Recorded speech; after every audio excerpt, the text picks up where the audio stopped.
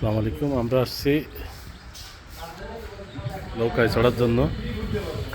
বিশাল একটা সমুদ্রই বলা যায়, অনেক বড় ছিল।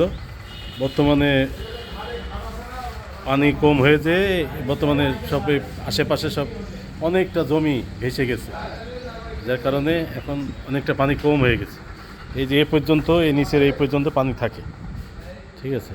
এই যে এখান থেকে মানুষ নৌকাতে চড়ে এবং ঘুরতে যায়, অনেক দূর পর্যন্ত ঘুরতে যায়। আজকে আমরা আমাদের পুরা ফ্যামিলি সহ ঘুরতে এসেছি। আজকে ইনশাল্লাহ নৌকার উপরে চড়ে আপনাদের দেখাবো। ওই যে নৌকাগুলো আছে, ওই পাশের থেকে উঠতে হবে। এখানে কাদা হয়েছে, যার কারণে ওঠা যাবে না, অনেক বড় এরিয়াটা। হ্যাঁ,